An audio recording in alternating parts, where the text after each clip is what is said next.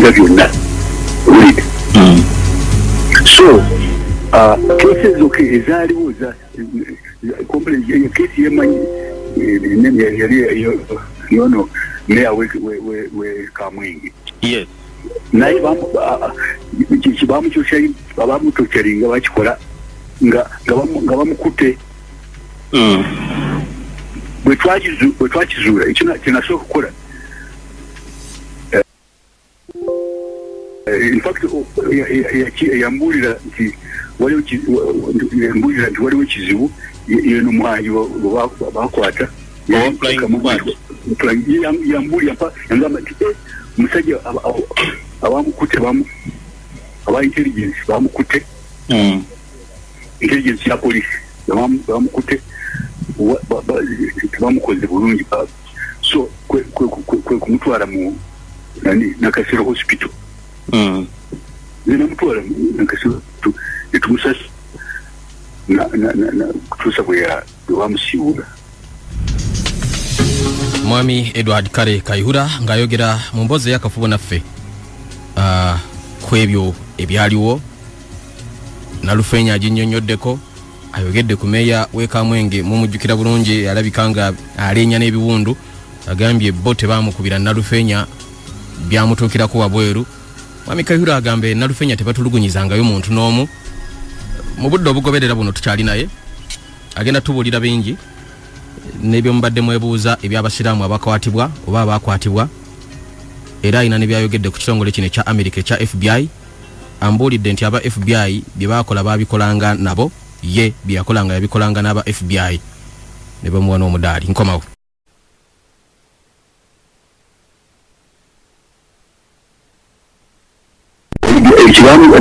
abamugira bamunya babikolera bweru wabwe Nalufeenya nga bamukutte. N'abalala bayogera nti balina sijui ebiwundu biki babikola nga babakwata Nalufeenya, ebyo byonna nga biri mu za ripooti. Abasuspects bekenyini nti tebali ekizibu bakwatibwa bulungi Nalufeenya. In fact waliwo ne commandant waliwo abavubuka muyinza kwogera nabo, nakyo kigwe tewali kizibu Nalufeenya. Ng'okyomanyi ekintu bwe kifuuka nga wolokoso, ate mu kiseera ekyo nga bonna banetise. Kayihura. Mwami Kayihura annyonnyola agamba mu kiseera ekyo abantu buli omu nga gwayogerako bamwetisse, bamufuukidde ensonga buli omu Kayihura. Muliriza. Kayihura wali siwulira nga boogera ku Ochola. Agee kati olwaleero Kayihura taliwo naye tawulira bwe boogera ku Ochola ye lwaki tayoge. N'ekiseera ekyo Kayihura. Ate nga ngezaako malaba kitwakula enansana nga tumenyako obutemu bwali buyingiddeko. Bwe twakiwa emyezi 3 obutemu ne bugwawo, nava mu ofiisi nga wamaze nga almost omwaka nga tewali n'emu. In fact banja mu ofiisi nga bakansulars b'enansana balina programu yakujja ku ofiisi okunebaza olw'okukendeeza obumenyi bw'amateeka. nga nsekenyini kampinzeyo. Mwami Kayihura agamba bwe bamugira mu ofiisi mu mwezi ogwokusatu mu mwaka 2018, abantu b'enansana baali bakola nteekateeka kumuleetera birabo okumwebaza olw'okukendeeza obumenyi bw'amateeka mu kitundu kyabwe. Aboogera Kayihura kimanyi kibiki, omanyi badde saagala kwogera bingi mawulire. Naye kino kati bwe baba tutte ebweru kunonyola ennyirezina erinya nsazewo nti kalyogere. Mwami Kayihura agamba abadde yasirika nga tayagala kwogera, naye bano abatutte ebweru ne bagamba abazungu bino nti Kayihura nga bye mulaba asazeewo naye kaayogere yeeyabye. naye abadde yasirika era ddala obadde tomuwulira nko bw'ayogera era kimbadde njala okubuuza ne Katabi kye kimu twakola omulimu mulungi ng'amanyi nali tusazeewo tuteeseza nti kuba enkola twakozesa ya community policy model gye twakozesa enansana ne Katabi gye nali njagala tukozese mu Kampala yonna ne mu ggwanga yonna kubanga naye mulina be mwakwata abayinyigira mu kutta abantu jeno mu bino byonna tumanyi kawesi twakwata ati waliwo abaana bange bavubuka bulungi omuwasi wanani wa crime intelligence omulala yali community liaison officer abaana bakola bulungi nga bakolagana ne baanayinzi twakwata ate obujulizi buli ne bakkiriza kubanga byonna byali byeraga n'ekyo kyekimu ripooti weebiri naye tebaagala kuzifulumya kubanga baagala kulaga nti Kayiwa teyali tena kyeyakola ripooti gye ziri naye abantu olw'ebigendererwa ebyabwe mwami Kayihura agamba tewali n'omu ayagala kufulumya ripooti zino kulaga nti alina kyeyakola ye mu kisanja mu biseera we yabeerera nga yaduumira poliisi ya Uganda. Tukyali ffenna weebale kubanga okyatugoberera tukyali munda mu bisenge by'amakolero agawaaka exclusively twogerako ne yali omuduumizi wa poliisi ya Uganda omukulu Edward Kale Kayihura mu mboozi ey'akafubo esookedde ddala kasookedde nga ebigambo ebyo bijja bibaawo. Ekitongole ekya America ekikesi ekya FBI kye kyakoze report balina bingi bye bayogedde. Mwami Kayihura mubuuzizza ku nsonga y'abaana ba FBI report gye bakoze ku ye n'ebirala ebifaanaganako bwe bityo Abamerika and bwati wayogera mu lunyanyimbe ndoza tunatambula fenna had a memorandum of understanding and they would take our officers, attach them to because they had appreciated our community policing. Yes. And the caliber of officers having worked with them in counter-terrorism. Yes.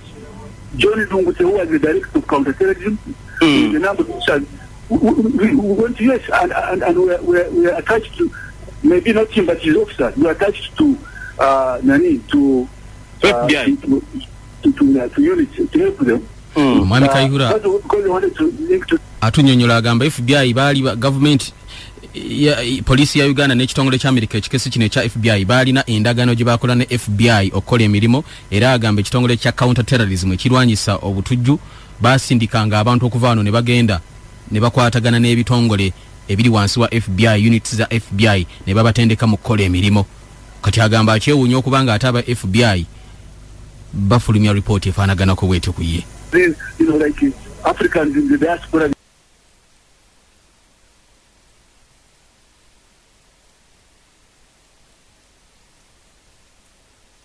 They don't know how to relate to them. And we also handled cases with them. They had cases which they could not solve. And the officers could have solved them. Agamba b'ofiisa b'Amerika abamu baali balina ensonga ze baali tebasobola kugonjooleza abafirika abali mu ebweru w'eggwanga ng'aba FBI tebasobola kugonjoola nsonga ezo. B'ofiisa ba Uganda abaava wano ne bakwatagana ne FBI baagenda ne bayamba ekitongole ekyo okugonjoola n'okulwanyisa obumenyi bw'amateeka. Yes, you know. As far as FBI was concerned, they respected our standards. Agamba okusinziira nga FBI bwefaanagana baali bateeka ekitiibwa mu standard ya poliisi ya Uganda ku mulembe gwange nze Kayihura. And that's why they could work with us. Ensonga lwaki baakolagananga naffe. Okay. That's why I was given an award. Ensonga lwaki basiima emirimu gyange ne bampa n'omudaali bampa ekirabo bampa engule aba FBI ate kati be bamu. Yes, General. Yes. So I thought I should say that. Then the other point, repeat program, probably end up with your program, which was wonderful. Yes. With Kalisa, Dr. Kalisa. Mwami Kayihura agamba yalabi programu gye twakoze ku TV ne Dr. Kalisa.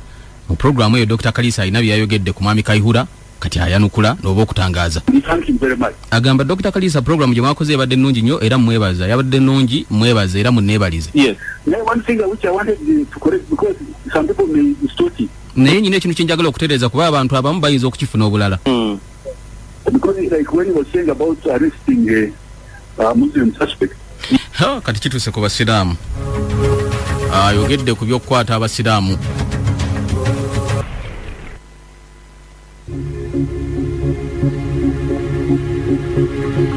Wewa webale kubanga okyali naffe mukwano gwange atuwuliriza. Nga bwe tubadde tukutegeeza tukyayogera n'omukulu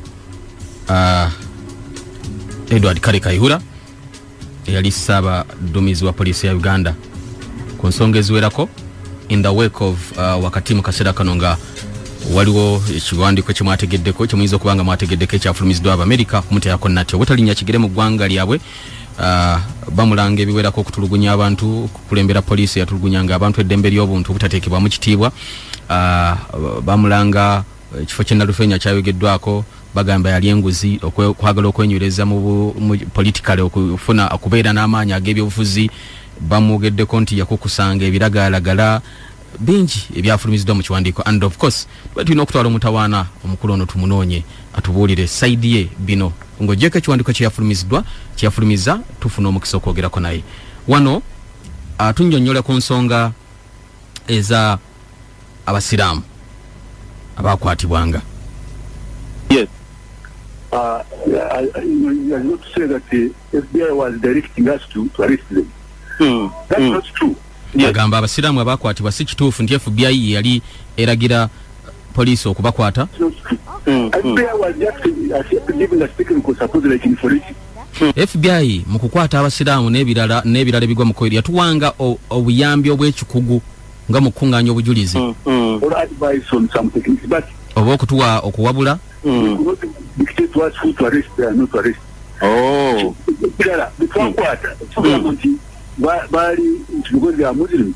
Remember, abakwatibwa bangi when the connection with matters of Muslim. Yes. That was a Muslim. Naye era abasiraamu bagamba nti mwakwatanga abasiraamu. No, sitwakwatanga abasiraamu. Twakwatanga suspect. Kubanga the next thing we'll hear nti abakatolika babakwata kubanga bali bakatolika. Abaranti bali baprotestant. Kisingira ku bujulizi nga kabambo twakwatira yona kuganda omusajja yatta abasirikale baffe babiri bali bagardinga wa justice Monda. Yes. Ate ngo bujulizi bumulaga abakumpesinga abalala technical evidence lwakuba ensonga y'abasiraamu geno ebakwatako nyine bagamba abasiraamu be bakwatanga ate obujulizi ne bubula ne baddamu ne babakwata ne baba tulugunya. Byemanyi yakwatibwa yenna kubanga waliwo obujulizi. Ate jjukira nga bino kubira ddala ku nani ate jjukira nti ADF yali ebirimu musango mingi ADF ate oluvannyuma waliwo n'omusango gwe Dr. Kingi yayingiramu era ogono kinene just he was lucky yali lucky kubanga some reason there was a technicality naye was over him ate file way gabingide muki Dr. Kingi ate waliwo musajja mulala baita kooti twakwatire nani eguru oyo si musiraamu tuwulire naye kubanga a lot of these killings are Shakespeare nga Shakespeare wange ne Shakespeare